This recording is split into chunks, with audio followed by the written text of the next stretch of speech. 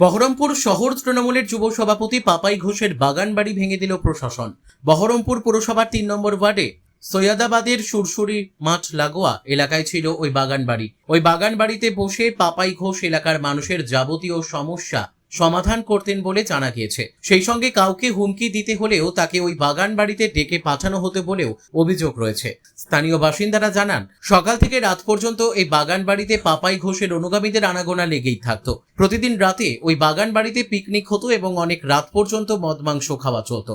তাদের ভয়ে রাত বিরেতে পাড়ার লোকজন থেকে মহিলারা ওই বাগান বাড়ি লাগোয়া রাস্তা দিয়ে যাতায়াত করতেও ভয় পেতেন। পুরসভা সূত্রে জানা গিয়েছে, ওই জায়গার মালিক তারা হাওড়া এলাকায় থাকেন। ওই জায়গাটি বেওয়ারিশ অবস্থায় পড়েছিল, ফলে কংগ্রেস পরিচালিত বহরমপুর পুরবোর্ড ওই ফাঁকা জায়গায় এলাকার শিশুদের স্বার্থে একটি শিশু উদ্যান গড়ে তোলে। বাকি অংশ ফাঁকা পড়েছিল। পরবর্তীতে বহরমপুর পুরসভা তৃণমূলের দখলে এলে ওই ফাঁকা জায়গার নকল দলিল করে পাপাই ঘোষ দখল নিয়েছিল।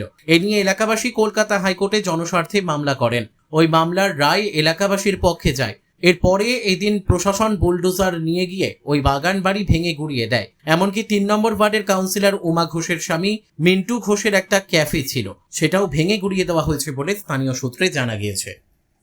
এখন প্রাক্তন বলা চলে বহরমপুর মিউনিসিপ্যালিটির চেয়ারম্যান নারুগোপাল মুখার্জির এই নারুগোপাল মুখার্জির নেতৃত্বে এই যার বাগান বাড়ি ভাঙা হলো, এই যুব তৃণমূল সভাপতি এই শহরে একাধিক জায়গায় এই নারুগোপাল মুখার্জির নেতৃত্বে এই যুব তৃণমূল সভাপতি তার জবরদখল তোলাবাজি এগুলো চালিয়ে গেছে।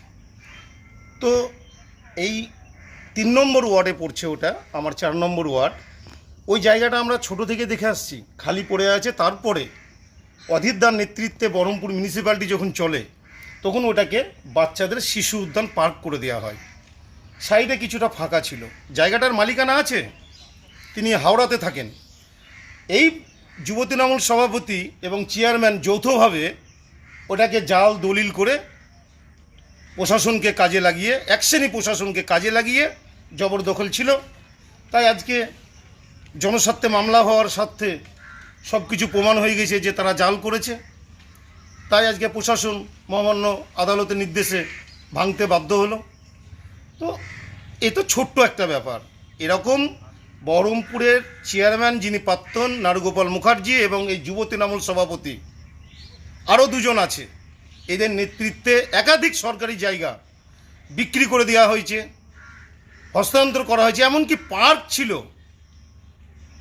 আমি বলে দেবো, পার্ক ছিল ১৯ নম্বর ওয়ার্ডে। সে পার্কটাকে পয়সার বিনিময়ে অন্যজনকে দিয়ে সেই পার্ককে এবং সুইমিং পুল ছিল, সেটাকে বন্ধ করে এখন সেখানে গোডাউন হয়ে গেছে, বাচ্চাদের খেলার জায়গা। প্রমাণ তথ্য দিয়ে বলছি, ১৯ নম্বর ওয়ার্ডে এই বহরমপুর চেয়ারম্যানের নেতৃত্বে আর ওখানকার কাউন্সিলর, যে ১৯ নম্বরের কাউন্সিলর, তার তত্ত্বাবধানে এরকমভাবে লুট হয়েছে। সব কিছুতে বহরমপুর মিউনিসিপ্যালিটির চেয়ারম্যান যুক্ত ছিল।